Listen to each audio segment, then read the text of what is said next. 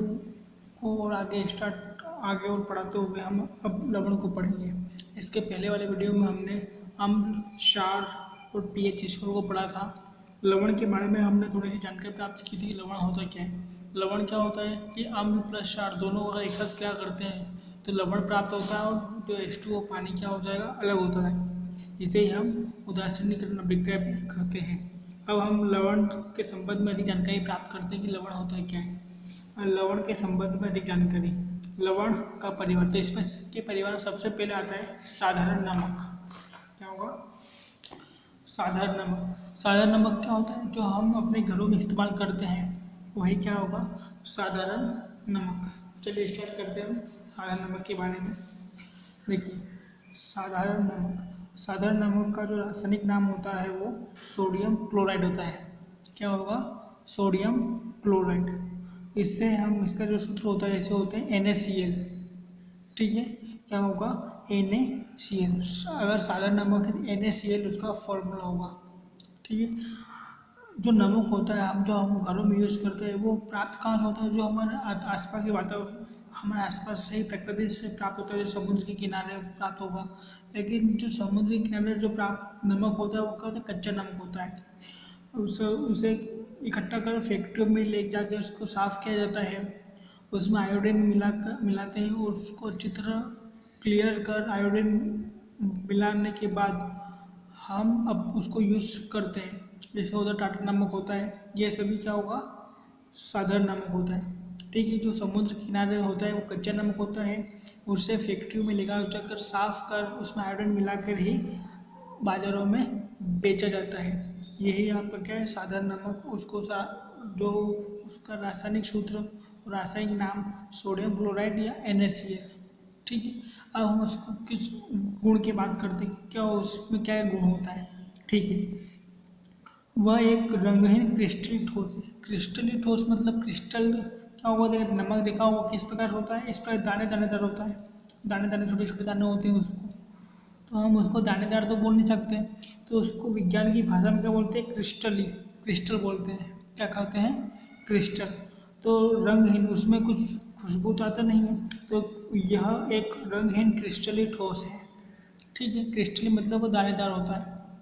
Second, यह अत्यधिक विलय है, मतलब ये जल में घुलने पर शीघ्र ही जल में घुल जाता है। ठीक है, जल में विलय है। यह नमकीन है। ठीक है, ये तो नमकीन है, आपको समझ आओगे नमकीन है। यह गर्म करने पर चटकता है, मतलब ये गर्म करने से चटकता है। ये गर्म करने पर क्या होगा? चटकता है। ठीक है, तो अगर इसकी गुण की बात करते हैं तो इसके गुण क्या है? एक रंगीन क्रिस्टल है। यह जल में अत्यधिक विलय हो, जल में आसानी से घुल जाता है। यह क्या है? नमकीन होता है और यह गर्म करने पर चटकता है।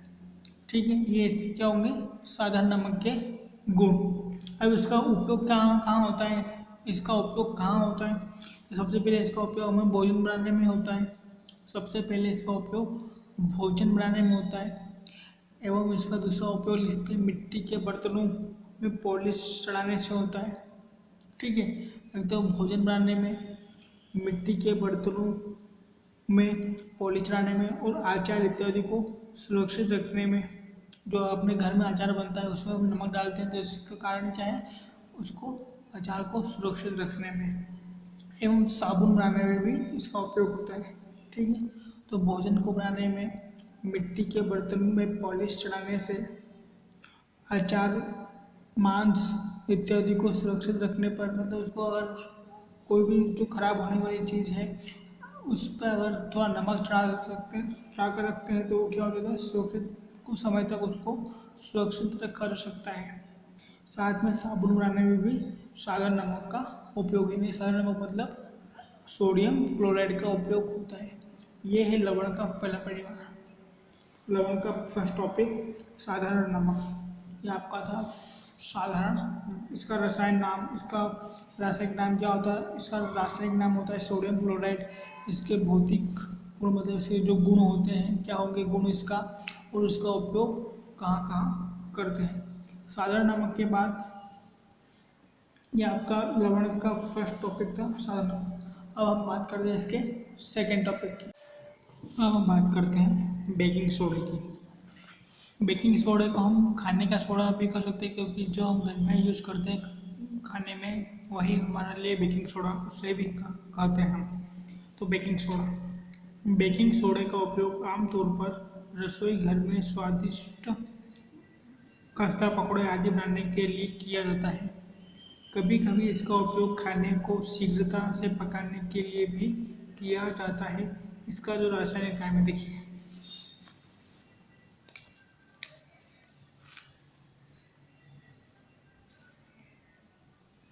बेकिंग सोडा, या इसको हम खाने का सोडा भी कहते हैं। बेकिंग सोडा या खाने का सोडा, ठीक है। अब बेकिंग सोडा का जो रासायनिक नाम होता है वो सोडियम हाइड्रोकार्बोनेट होता है। इसका रासायनिक नाम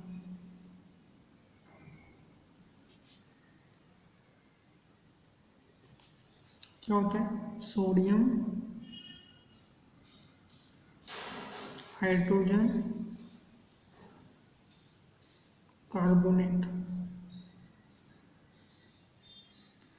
बेकिंग सोडे का जो रासायनिक नाम होता है सोडियम हाइड्रोजन कार्बोनेट। इसका सूत्र होता है NaHCO3। ये आपको पूछा जाता है कि सोडियम का जो खाने का सोडा होता है उसका रासायनिक नाम होता है सोडियम हाइड्रोजन कार्बोनेट, और इसका जो सूत्र होता है वो होता है NaHO3। इसका उपयोग कहाँ होता है? उसको हम खाने का सोडा या बेकिंग सोडा भी कहते हैं। इसका रासायनिक नाम सोडियम हाइड्रोजन कार्बोनेट होता है। इसका फॉर्मूला NaHCO3 होता है। इसका उपयोग अधिकतर कहाँ होता है? रसोई गैस में अधिक होता है, मतलब रसोई में अधिक उपयोग कर सकते हैं। अब देखिए इसके उपयोग देखते हैं हम। सबसे पहले इसका उपयोग, पहला, बेकिंग सोडा पाउडर बनाने में जो बेकिंग सोडा होता है उसको उपयोग इस अभिक्रिया में उत्पन्न जो कार्बन डाइऑक्साइड द्वारा किसी भी केक को मुलायम या फूलना या उभरना देखते हैं। जैसे कि केक होता है फूला हुआ होता है, स्पंजी होता है, तो किस कारण होता है? वो बेकिंग सोडे के कारण होता है। खाने के सोडे और किसी चीज़ मिलाते हैं तो वो स्पंजी बनता है, ठीक है, मुलायम बनता है। सेकेंड, सोडियम यानी कि खाने का सोडा भी एंटासिड का एक संघटक है। क्षारीय होने का ना, क्षारीय मतलब एक मैंने पढ़ा था अम्ल, और एक क्षार मतलब जिसका स्वाद कैसा होता है? कड़वा कैसेला होता है, और अम्ल का स्वाद होता है खट्टा। तो यह है क्षारीय होने के कारण यह पेट में अम्ल की अधिकता को उदासीन करता है। उदासीन मतलब अगर हमारे पेट में एसिडिटी हुई तो हम देखते हैं सोडा खाते हैं, सोडा या खाने से क्या होगा? वो उदासीन हो जाएगा, जो हमारे पेट की एसिडिटी कम हो जाती है, उसको राहत पहुंचाता है, ठीक है, सोडा खाने से। इसका उपयोग सोडा अम्ल या अग्निशामक में भी किया जाता है, ठीक है। ये इसके उपयोग, ये आपका था बेकिंग सोडा। इसका हमें बेकिंग सोडे का रासायनिक नाम पता होना चाहिए, इसका फॉर्मूला क्या होता है, इसका उपयोग क्या करते हैं हम इसका उपयोग, ठीक है। बेकिंग सोडे को हम खाने का सोडा भी कहते हैं। ये हुआ हमारा बेकिंग सोडा है, खाने का सोडा। अब होता है अगला टॉपिक अपना धोने का सोडा। धोने का सोडा मतलब हम जो कपड़े धोते हैं उस सोडे की, वो वाला सोडा, यानी कि वो धोने का सोडा। देखिए धोने का सोडा Na2CO3 10H2O, ये एक उसका क्या है? धोने का सोडे का रासायनिक नाम है। एक अन्य इसका रासायनिक नाम क्या है? Sodium chloride. ये है धोने का सोडे का, लेकिन उस जो खाने का सोडा था उसके क्या था? सोडियम हाइड्रोजन कार्बोनेट, ठीक है। दोनों में अंतर है। प्राप्त किया जा सकता है सोडियम क्लोराइड से प्राप्त किया जाता है। आपने ऊपर देख चुके हैं कि जो बेकिंग सोडा है, बेकिंग सोडा मतलब खाने के सोडे को गर्म करके सोडियम कार्बोनेट प्राप्त किया जा सकता है।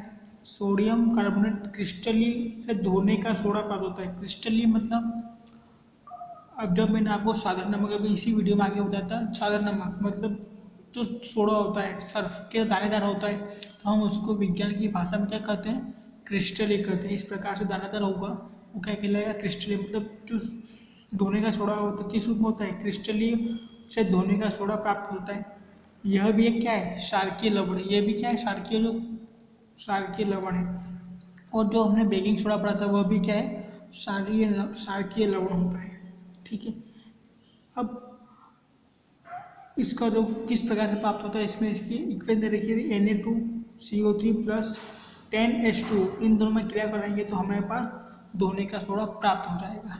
ठीक है, अब 10H2 ये क्या दर्शाता है कि क्या यह Na2CO3 को आंध्र मतलब नमी बनाता है। हम इसका जवाब अगले भाग जब अगला पढ़ेंगे तब हम इसका भाग करेंगे। अब इसका उपयोग देखिए, इसका उपयोग क्या है। सबसे पहले सोडियम कार्बोनेट मतलब इसका जो रासायनिक नाम है वो सोडियम कार्बोनेट है। सोडियम कार्बोनेट का उपयोग कांच, साबुन एवं कागज उद्योगों में होता है। ठीक है, इसका उपयोग बोरेक्स जैसे सोडियम यौगिकों के उत्पादन में होता है। इसको साफ सफाई के लिए, घरों में साफ सफाई के लिए देखते हैं सोडियम का उपयोग, सर्फ का उपयोग करते हैं हम साफ घरों की सफाई के लिए। ठीक है, और जल की स्थायी कठोरता को हटाने के लिए भी इसका उपयोग होता है। ठीक है, ये भी आपका एक लवण का टाइप से। सबसे पहले हमने साधारण नमक पढ़ा, फिर बेकिंग सोडा, धोने का सोडा। अब हमारा इस चैप्टर का लास्ट टॉपिक है प्लास्टर ऑफ पेरिस। और प्लास्टर ऑफ पेरिस को हमने आपको पीओपी भी कह सकते हैं। प्लास्टर ऑफ पेरिस को हम पीओपी, हम देखते हैं पीओपी जैसे घरों की सजावट के लिए पीओपी का यूज होता है। प्लास्टर ऑफ पेरिस घरों की सजावट के लिए भी हम देखते हैं कि पीओपी का इस्तेमाल किया जाता है। कब भी एक देखता है जिप्सन एक धातु होती है। जिप्सन को 373 के पर गर्म करने पर यह जल के अणु को त्याग कर कैल्शियम सल्फेट या अर्ध हाइड्रेट हेमीहाइड्रेट यानी कि CaSO4 हाफ H2O में बनाता है। ये आपका प्लास्टर ऑफ पेरिस का सूत्र है। ठीक है, और इसका रासायनिक नाम क्या है, कैल्शियम सल्फेट अर्ध हाइड्रेट यानी कि CaSO4.1/2 यानी कि हाफ H2O। इसे प्लास्टर ऑफ पेरिस कहते हैं। प्लास्टर ऑफ पेरिस को हम पीओपी भी कह सकते हैं। इस पदार्थ का उपयोग डॉक्टर टूटी हुई हड्डियों को सही जगह पर स्थिर रखने के लिए करते हैं। मतलब जो डॉक्टर होते हैं वो भी इसका उपयोग हड्डियों को जोड़ने में करते हैं। प्लास्टर ऑफ पेरिस एक सफ़ेद चूर्ण होता है जो जल मिलाने पर पुनः जिप्सम कठोर ठोस पदार्थ प्रदान करता है। एक चूर्ण होता है, लेकिन अगर हम उसमें पानी मिलाते हैं तो वह एक ठोस पदार्थ के रूप में बदल जाता है। ये एक उसका रासायनिक समीकरण है। अब देखिए, ध्यान दीजिए कि जल का केवल आधा अणु क्रिस्टल के जल के अणु से जुड़ा हुआ होता है, और जल का आधा अणु कैसे प्राप्त करेंगे। देखिए, सबसे पहले तो इसका उपयोग क्या होगा, उपयोग खिलौने बनाने में होता है। पीओपी का उपयोग खिलौने बनाने में, घरों में देखना, ऊपर अगर छत पर होगा तो पीओपी की जाती है, तो वो प्लास्टर ऑफ पेरिस के द्वारा ही की जाती है। और सतह को चिकना बनाने के लिए भी प्लास्टर ऑफ पेरिस का उपयोग किया जाता है। पता करें कि ठीक है बच्चों, ये हमारा last topic plaster of Paris इस चैप्टर नंबर 2 का कंप्लीट हुआ। इसी के साथ हमारा चैप्टर 2 अम्ल, क्षार व लवण भी हमने कंप्लीट किया। अब हम अगले वीडियो में अपना नए चैप्टर को स्टार्ट करेंगे। तो थैंक यू बच्चों।